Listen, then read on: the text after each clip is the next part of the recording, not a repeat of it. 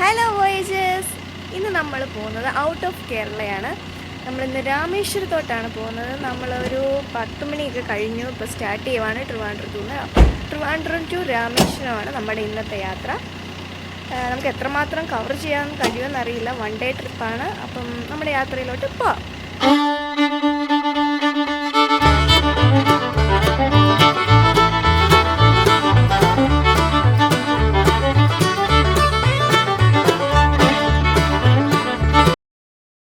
രാമേശ്വരത്ത് നമുക്ക് പല വഴികളിലെത്താം. കോഴിക്കോട്, തൃശ്ശൂർ ഭാഗത്തു നിന്ന് വരുന്നവരാണെങ്കിൽ പാലക്കാട്, പൊള്ളാച്ചി, പഴനി, ഡിണ്ടുഗൽ, മധുര വഴി രാമേശ്വരത്ത് എത്താവുന്നതാണ്. ഇടുക്കി, കോട്ടയത്ത് നിന്നൊക്കെ വരുന്നവരാണെങ്കിൽ കുമളി, തേനി, മധുര, രാമനാഥപുരം വഴി രാമേശ്വരത്തെത്താം. തിരുവനന്തപുരം ഭാഗത്തു നിന്ന് വരുന്നവരാണെങ്കിൽ തക്കലെ, നാഗർകോവിൽ, തിരുനെൽവേലി, തൂത്തുക്കുടി, രാമനാഥപുരം വഴി രാമേശ്വരത്തെത്താവുന്നതാണ്. തിരുവനന്തപുരം ഭാഗത്തു നിന്ന് പോകുമ്പോൾ അരുൾവാഴ്മൊഴി എന്ന സ്ഥലത്ത് വിൻഡ്മിൽ ഫാം കാണാൻ സാധിക്കുമെന്നാണ് കേട്ടിട്ടുള്ളത്. കാണാൻ പറ്റുമോ എന്ന് നമുക്ക് നോക്കാം. നമ്മൾ ശരിക്കും ഫ്രൈഡേ നൈറ്റ് പോയി സാറ്റർഡേ മോർണിംഗ് അവിടെ എത്തുന്നത് പോലെ പോകാനായിരുന്നു ഫസ്റ്റ് പ്ലാൻ ചെയ്തത്. പിന്നീട് സാറ്റർഡേ മോർണിംഗ് ഇവിടെ നിന്ന് തിരിച്ച് സാറ്റർഡേ നൈറ്റ് അവിടെ എത്തുന്നത് പോലെ പ്ലാൻ മാറ്റുകയായിരുന്നു. അങ്ങനെ ആവുമ്പോൾ പോകുന്ന വഴിയിലെ കാഴ്ചകൾ കൂടിയൊക്കെ കാണാമല്ലോ. നമ്മൾ തമിഴ്നാട് ചെക്ക് പോസ്റ്റ് ഒക്കെ പാസ് ചെയ്ത് തമിഴ്നാട് എൻ്റർ ചെയ്തു. കുട്ടികളടക്കം 6 പേരാണ് നമ്മുടെ ട്രിപ്പിലുള്ളത്. നമ്മൾ പത്മനാഭപുരം ഉടുപ്പി റെസ്റ്റോറൻറ്റിൽ നിന്ന് മീൽസ് പാഴ്സൽ മേടിച്ചിട്ടുണ്ട്. ഇനി അതെവിടെയെങ്കിലും നിർത്തി നമുക്ക് കഴിക്കണം.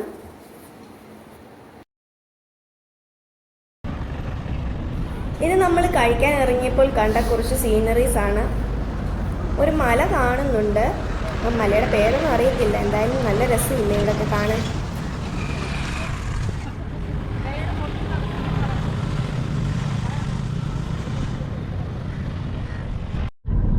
അങ്ങനെ നമ്മൾ കഴിച്ചൊക്കെ കഴിഞ്ഞ് യാത്ര തുടരുകയാണ്.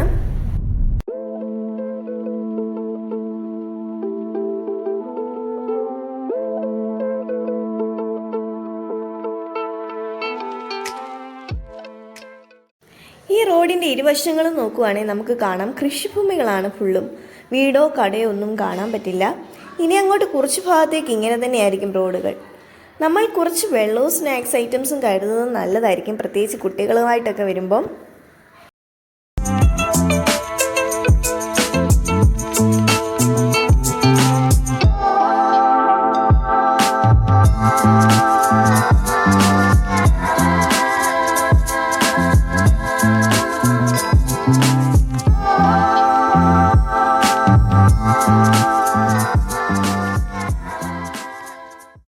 അങ്ങനെ നമ്മൾ മുപ്പാണ്ടൽ അരുൾവാഴ്മൊഴി വിൻഡ് ഫാമിൻ്റെ സ്റ്റാർട്ടിങ്ങിൽ എത്തിയിരിക്കുകയാണ്. ഒരുപാട് വിൻഡ് മില്ലുകൾ നമുക്കിവിടെ കാണാൻ സാധിക്കും 2 സൈഡിലുമായിട്ട്. നമ്മുടെ നാട്ടിലൊക്കെ തെങ്ങ് നിൽക്കുന്നത് പോലെയാണ് ഇവിടെ ഒരുപാട് വിൻഡ് മില്ലുകളാണ്. ഇന്ത്യയിൽ തന്നെ ലാർജസ്റ്റും അതുപോലെ വേൾഡിലെ തന്നെ 3rd ലാർജസ്റ്റും വിൻഡ് ഫാമാണ് ഈ കാണുന്ന മുപ്പാണ്ടൽ അരുൾവാഴ്മൊഴി ഫാം. 1500 മെഗാവോൾട്ട് വൈദ്യുതിയാണ് ഇവിടെ ഉൽപ്പാദിപ്പിക്കുന്നത്. ഈ വിൻഡ് ഫാം വരുന്നത് കന്യാകുമാരി ഡിസ്ട്രിക്റ്റിലാണ്. നിങ്ങൾക്കെല്ലാം അറിയാവുന്നതുപോലെ തന്നെ ഓരോ വിൻഡ് മില്ലിനും ഓരോ കപ്പാസിറ്റി ആയിരിക്കും. അതിനൊരു മിനിമം റിക്വയർഡ് സ്പീഡ് റീച്ച് ആകുമ്പോഴാണ് ലീഫ് റൊട്ടേറ്റ് ചെയ്യാൻ തുടങ്ങുന്നത്. അതുപോലെ തന്നെ മിനിമം RPM റൊട്ടേഷണൽ സ്പീഡ് എത്തുമ്പോഴാണ് അത് എനർജി ജനറേറ്റ് ചെയ്യാൻ തുടങ്ങുന്നത്.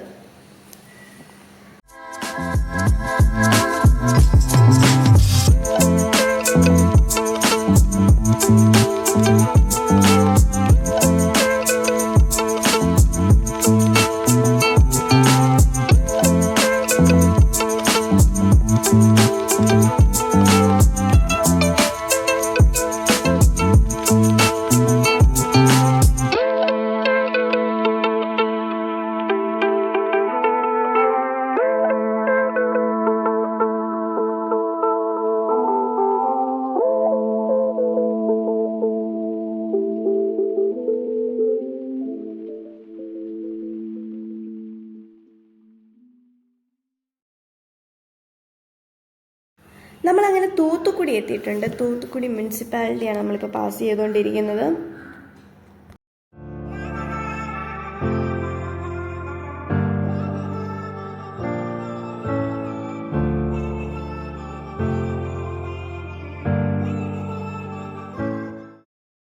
ഇതേ നമുക്ക് സൈഡിൽ വിൻഡ് മില്ലുകളുടെ ലീഫ് സെപ്പറേറ്റ് ആയിട്ടിരിക്കുന്നത് കാണാം വലിയ വലുപ്പത്തിൽ.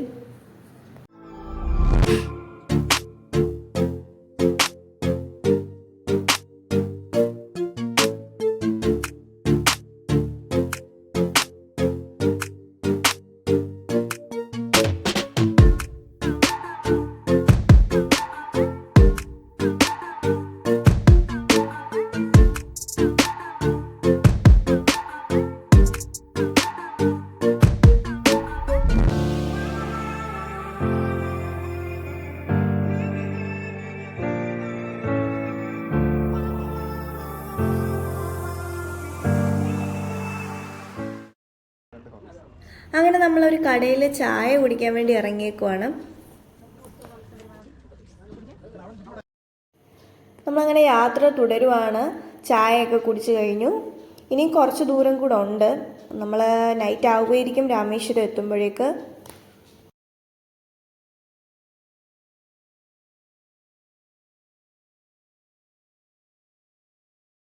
അങ്ങനെ നമ്മൾ പാമ്പൻ ബ്രിഡ്ജ് എത്തിയിരിക്കുകയാണ്. ഇവിടെ പക്ഷെ 6:30-7 മണി ആയതേ ഉള്ളൂ. അപ്പോഴേക്കും ഇരുട്ടിയതുപോലായി. നാളെ നമുക്ക് നേരത്തെ എത്താൻ തിരിച്ചു വരുന്ന വഴി. ഇതാണ് നമ്മൾ താമസിക്കുന്ന ഹോട്ടൽ രാഘവേന്ദ്ര. ഇവിടെ അടുപ്പിച്ച് തന്നെ നമുക്ക് കുറേ ഹോട്ടൽസ് കാണാൻ പറ്റും. ഇതിൻ്റെ പാർക്കിംഗ് വരുന്നത് ഒരു കോമൺ പാർക്കിംഗ് ഏരിയയിലാണ്. ഇവിടെയുള്ള മിക്ക ഹോട്ടൽസിൻ്റെ പാർക്കിംഗ് ഇവിടെ തന്നെയാണ്. നമ്മുടെ റൂമാണ് ഇത്. അത്യാവശ്യം നല്ല നീറ്റ് ആൻഡ് ക്ലീൻ ആണ്. AC റൂമാണ്. നമ്മൾ ഉച്ചയ്ക്കത്തെ പോലെ തന്നെ നൈറ്റ് കഴിക്കാനുള്ള ഫുഡ് പാഴ്സൽ മേടിച്ചിട്ടുണ്ട്. നമ്മൾ പാഴ്സൽ മേടിച്ച ഫുഡ് റൂമിൽ നിന്ന് കഴിച്ചിട്ടൊന്ന് പുറത്തോട്ടിറങ്ങി ഇവിടെയൊക്കെ ഒന്ന് കാണാൻ വേണ്ടി ജസ്റ്റ്. ഇതിൻ്റെ ഓപ്പോസിറ്റായിട്ട് തന്നെ ഒരു കൊച്ചു ഹോട്ടലുണ്ട്. ഇവിടെ നമുക്ക് ടീ, സ്നാക്സ്, അതുപോലെ ബ്രേക്ക്ഫാസ്റ്റ് ഒക്കെ കിട്ടും. അതുപോലെ ഫ്രണ്ടിൽ ഒരു ബോർഡ് വെച്ചിട്ടുണ്ട് നമുക്ക് അടുത്ത് കാണാൻ എന്തൊക്കെയുണ്ടെന്നുള്ളത്. നമ്മൾ അമ്പലത്തിൻ്റെ അടുത്ത് തന്നെയാണ് സ്റ്റേ ചെയ്യുന്നത്. നടന്നു പോകാനുള്ള ദൂരമേ ഉള്ളൂ. പോകുന്ന വഴി നമുക്ക് ബീച്ചും കാണാം. ബീച്ചിലൊക്കെ നല്ല തിരക്കാണ് ഈ സമയമായിട്ടും.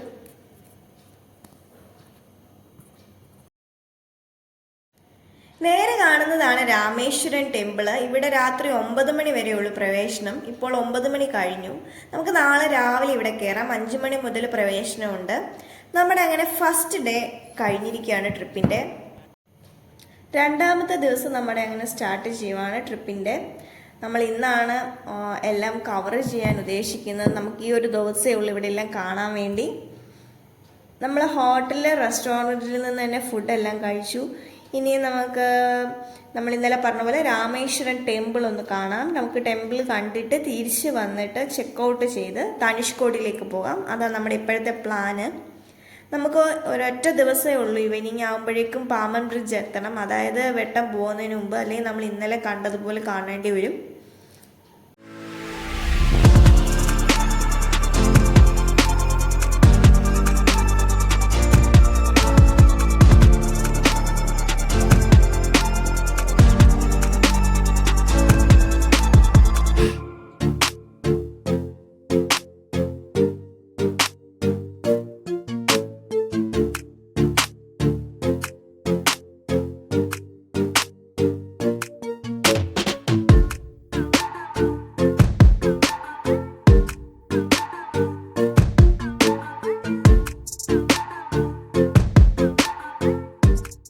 രാമനാഥ സ്വാമി ക്ഷേത്രം ഇന്ത്യയിലെ 4 മഹത്തായ ഹൈന്ദവ ക്ഷേത്രങ്ങളിൽ ഒന്നായി കണക്കാക്കപ്പെടുന്നു. ലോകത്തിലെ ഏറ്റവും വലിയ ഇടനാഴിയുടെ പേരിൽ പ്രസിദ്ധമാണ് ഈ ക്ഷേത്രം. ക്ഷേത്രത്തിന്റെ ഉത്ഭവത്തെ പറ്റി പല കഥകളുമുണ്ട്. അതിലൊന്നാണ് ശ്രീരാമൻ രാവണവധത്തെ തുടർന്ന് പാപമോക്ഷത്തിനായി നിർമ്മിച്ച ക്ഷേത്രമാണിതെന്ന്. ക്ഷേത്രത്തിനുള്ളിലെ 22 പവിത്ര കുണ്ടങ്ങളിലെ ജലത്തിലുള്ള സ്നാനം മോക്ഷദായകമായി വിശ്വാസികൾ കരുതിപ്പോരുന്നു. നമ്മളങ്ങനെ ഹോട്ടൽ റൂമൊക്കെ ചെക്കൗട്ട് ചെയ്ത് ധനുഷ്കോടിയിലേക്ക് പോവുകയാണ്.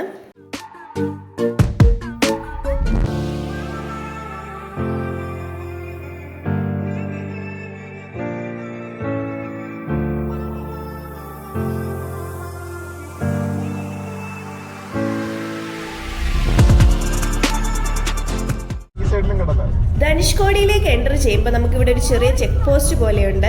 Plastic check post. ഇവിടെ 4 വീലേഴ്സിന് വരുന്നത് 20 rupees ആണ്. നല്ല അടിപൊളി ഒരു റോഡാണ്. സ്ട്രെയിറ്റ് ആയിട്ട് കിടക്കുവാണ്. ഒരു വളവും തിരിവും കുണ്ടും കുഴിയും ഒന്നും ഇല്ലാത്തൊരു അടിപൊളി റോഡാണ്. 2 സൈഡും കടലാണ് ഈ റോഡിൻ്റെ. അതാണ് ഈ റോഡിൻ്റെ ഏറ്റവും വലിയ പ്രത്യേകതയും. നമുക്കത് മുമ്പോട്ട് പോകുന്തോറും നമുക്ക് കടൽ കാണാൻ സാധിക്കും 2 സൈഡിലുമായിട്ട്.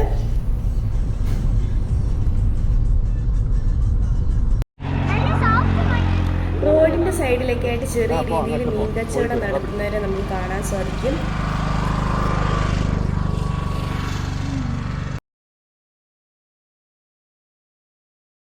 നമ്മൾ ആദ്യം പോകുന്നത് കോദണ്ഡ രാമസ്വാമി ക്ഷേത്രത്തിലേക്കാണ്.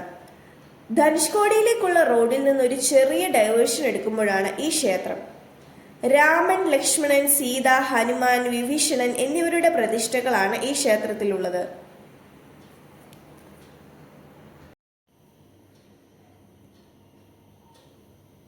രാവണവധത്തിന് ശേഷം ശ്രീരാമൻ വിഭീഷണന് പട്ടാഭിഷേകം ചെയ്ത സ്ഥലത്താണ് ഈ ക്ഷേത്രം സ്ഥിതി ചെയ്യുന്നത്.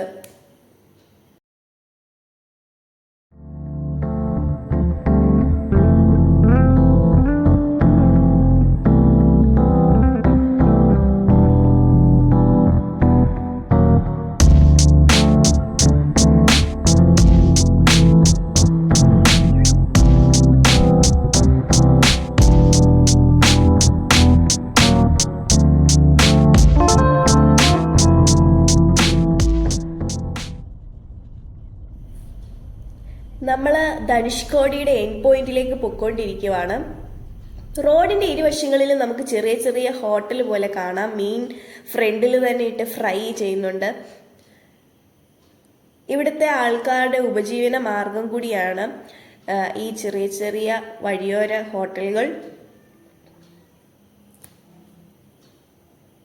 ഇത് ഈ ലെഫ്റ്റിൽ കാണുന്നതാണ് ധനുഷ്കോടിയുടെ പഴയ റെയിൽവേ സ്റ്റേഷൻ.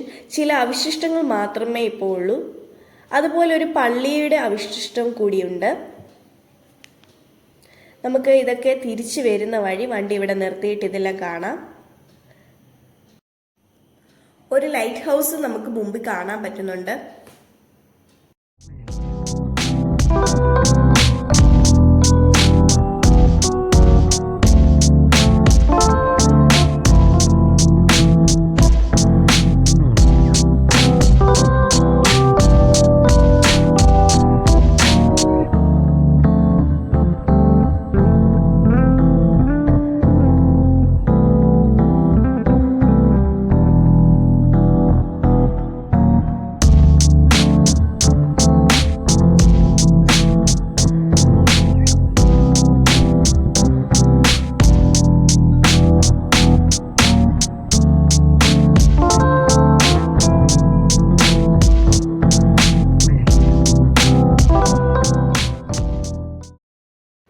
നല്ല തിരക്കുള്ള ടൈമാണ്. ഇവിടെ ഒരുപാട് വണ്ടികൾ പാർക്ക് ചെയ്തിട്ടുണ്ട്.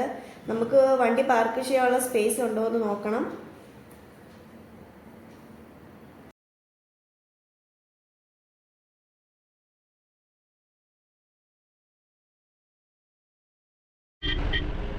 അങ്ങനെ നമുക്ക് കിട്ടിയ ഒരു സ്ഥലത്തോട്ട് വണ്ടി പാർക്ക് ചെയ്തു. എന്നിട്ട് നമ്മൾ എൻഡ് പോയിന്റ് കാണാനായിട്ട് മുമ്പോട്ട് നടക്കുവാണ്.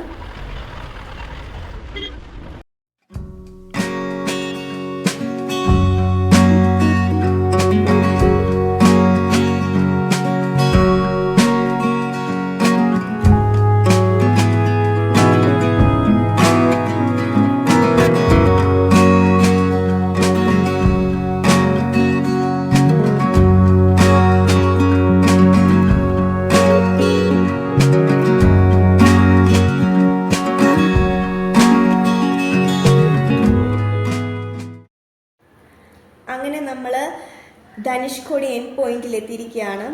ഞാനിവിടെ ഒരു മാപ്പ് വ്യൂ ഷെയർ ചെയ്യാം. നിങ്ങൾക്ക് അത് കാണുമ്പോൾ മനസ്സിലാവും. We are at the southern most tip of India. അതുപോലെ ബേ ഓഫ് ബംഗാളിൻ്റെയും ഇന്ത്യൻ ഓഷ്യൻ്റെയും മീറ്റിംഗ് പോയിന്റ് കൂടിയാണിത്. 1964 മുമ്പുള്ള ഒരു ചെറു നഗരമായിരുന്നു ധനുഷ്കോടി. ഇവിടെ നിന്ന് കടൽ മാർഗം 29 കിലോമീറ്റർ മാത്രം ദൂരമേ ഉള്ളൂ ശ്രീലങ്കയിലേക്ക്. അതുകൊണ്ട് തന്നെ ശ്രീലങ്കയും ഇന്ത്യയും ബന്ധിപ്പിക്കുന്ന ഒരു വലിയ വാണിജ്യ കേന്ദ്രം കൂടിയായിരുന്നു ഈ തീരം. 1964 ഒരു കടലാക്രമണം ഉണ്ടാകുകയും ഈ ചെറുനഗരത്തെ ഇല്ലാതാക്കുകയും ചെയ്തു. 1500ഓളം ജീവനുകളാണ് അന്ന് പൊലിഞ്ഞത്. ഈ സ്ഥലത്തെ ഏറ്റവും വലിയ പ്രത്യേകത ആദംസ് ബ്രിഡ്ജ് എന്ന പ്രശസ്തമായ പാലമാണ്. ഇത് മനുഷ്യനിർമ്മിച്ചതല്ല. ഈ പാലം ബന്ധിപ്പിക്കുന്നത് 2 സ്ഥലങ്ങളെയല്ല, 2 രാജ്യങ്ങളെയാണ്. ലങ്കയിൽ തടവിൽ കഴിയുന്ന സീതയെ മോചിപ്പിക്കുന്നതിനായി ശ്രീരാമന്റെ നേതൃത്വത്തിലുള്ള വാനരപ്പട നിർമ്മിച്ച പാലം ഇതാണെന്ന് കരുതപ്പെടുന്നു. രാമേശ്വരത്തെത്തിയ വാനരപ്പടയ്ക്ക് അക്കരെ കടക്കാൻ വഴിമുട്ടി നിൽക്കുമ്പോഴാണ് പാലം പണിയുക എന്ന ആശയം വന്നത്. വലിയ കല്ലുകൾ പെറുക്കിയെടുത്ത് ശ്രീരാമ എന്നെഴുതി കടലിലേക്കിട്ട് മുങ്ങിപ്പോകാതെ പൊങ്ങിക്കിടന്നു. അങ്ങനെയാണ് ലങ്കയുമായി ബന്ധിപ്പിക്കുന്ന പാലം പണി തീർത്തത് അത്രേ. രാമന്റെ പാലം എന്ന് രാമസേതു എന്നും ഇതറിയപ്പെടുന്നു. കല്ലുകളിലെ സിലിക്കകൾക്കിടയിൽ വായു കുടുങ്ങിക്കിടക്കുന്നത് കൊണ്ടാണ് കല്ലുകൾ പൊങ്ങിക്കിടക്കുന്നതെന്ന് സയന്റിഫിക് പരമായുള്ള കണ്ടെത്തലുകൾ. ഈ പാലത്തിന്റെ 3/4 ഭാഗത്തിൽ കൂടുതൽ ഇപ്പോൾ വെള്ളത്തിനടിയിൽ തന്നെയാണ്. നമുക്ക് അങ്ങനെ ക്ലിയർ ആയിട്ടൊന്നും കാണില്ല.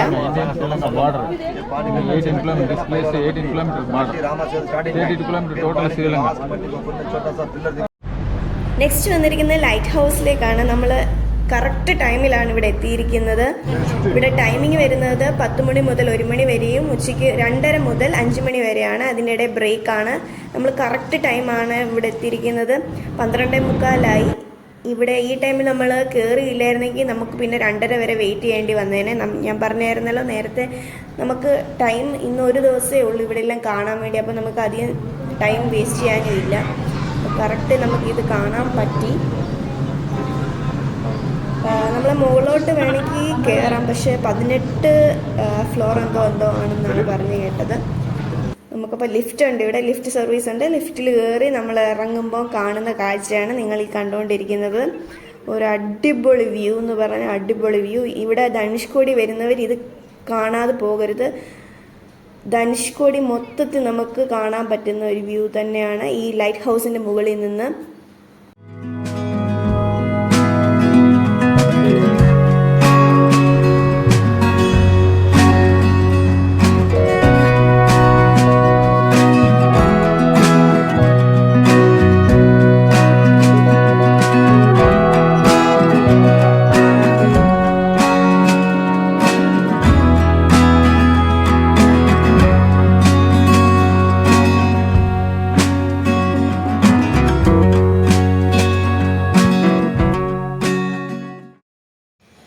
ഇത് ധനുഷ്കോടിയിലെ ഒരു റോമൻ കാത്തലിക് ചർച്ചാണ്.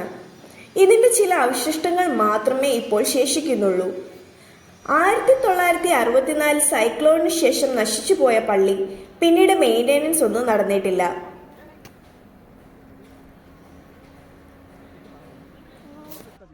നമുക്ക് ശ്രദ്ധിച്ചാൽ അറിയാൻ പറ്റും, കോറൽ സ്റ്റോൺസ് ഒക്കെ ഉപയോഗിച്ചാണ് ഈ പള്ളി പണിഞ്ഞിരിക്കുന്നത്.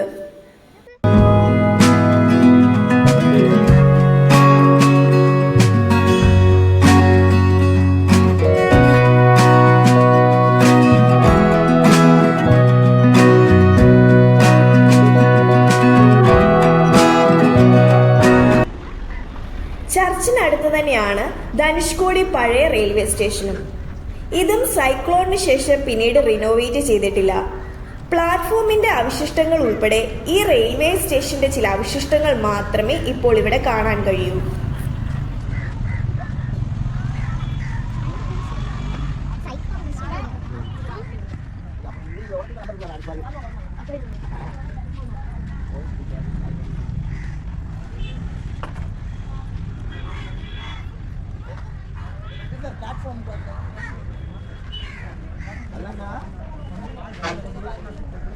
பிளாட்ஃபார்ம் அங்கிட்டு லைன் இருக்குதா?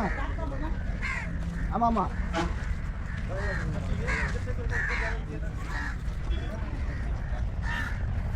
அது மட்டும் இல்லை,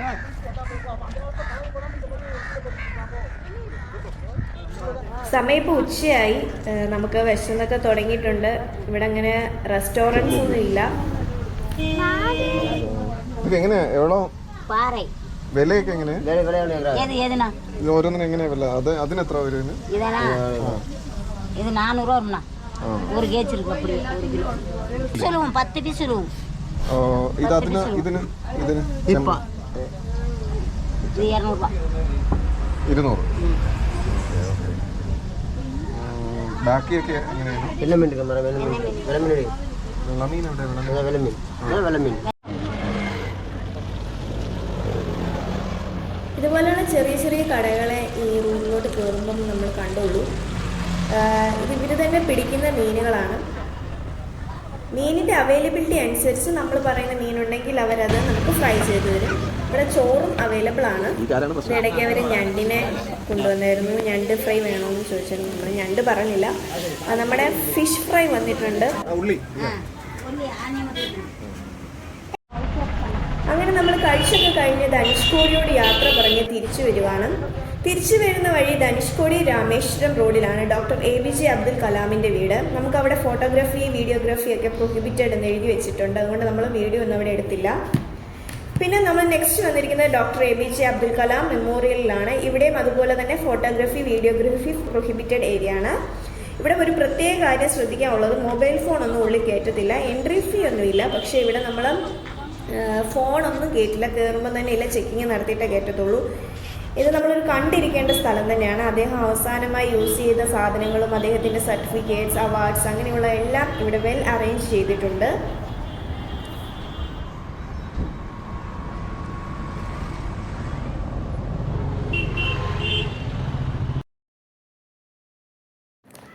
നമ്മൾ നെക്സ്റ്റ് എത്തിയിരിക്കുന്നത് വില്ലോണ്ടി തീർത്ഥത്തിലാണ്.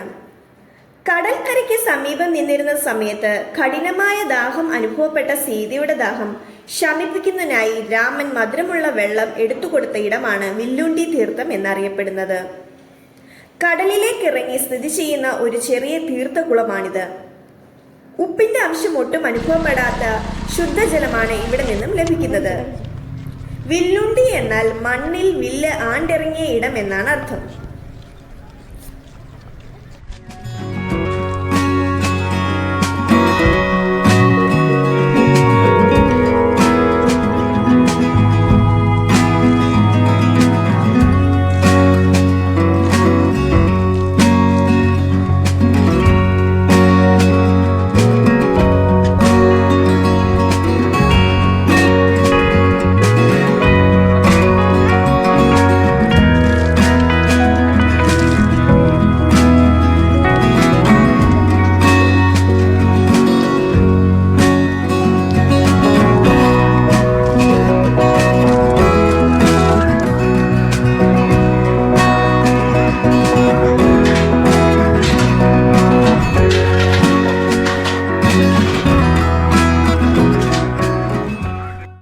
ഇതിനോടടുത്തുള്ള ബീച്ചിൽ നമുക്ക് ഇറങ്ങാൻ പറ്റും.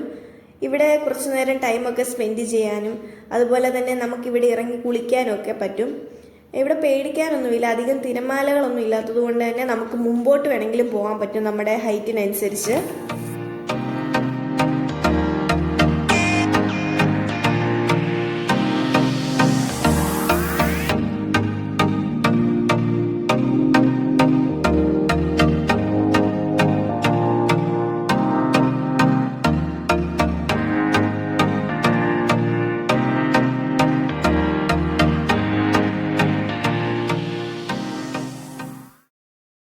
അങ്ങനെ നമ്മൾ വെളിച്ചം പോകുന്നതിന് മുമ്പ് തന്നെ പാമ്പൻ ബ്രിഡ്ജ് എത്തിയിട്ടുണ്ട്.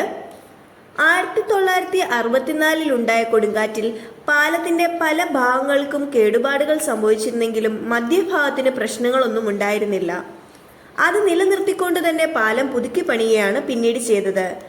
1988 റെയിൽവേ ട്രാക്കിന് സമാന്തരമായി റോഡ് പാലം വരുന്നത് വരെ രാമേശ്വരത്തുള്ളവർക്ക് വൻകരയുമായി ബന്ധപ്പെടാനുള്ള എളുപ്പവഴി ഇത് മാത്രമായിരുന്നു. പുതിയ പാലം തുറക്കുന്നതോടുകൂടി പഴയ പാലം ഇനി ചരിത്ര സ്മാരകമായി അവശേഷിക്കുകയാകും ചെയ്യുക.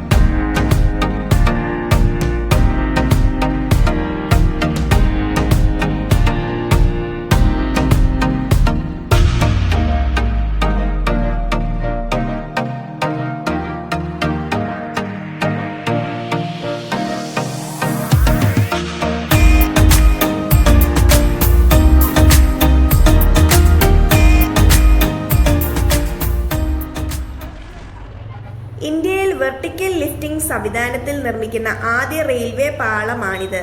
72.5 മീറ്റർ നീളമുള്ള നാവിഗേഷണൽ സ്പാനും കപ്പൽ വരുമ്പോൾ കുത്തനെ ഉയരും.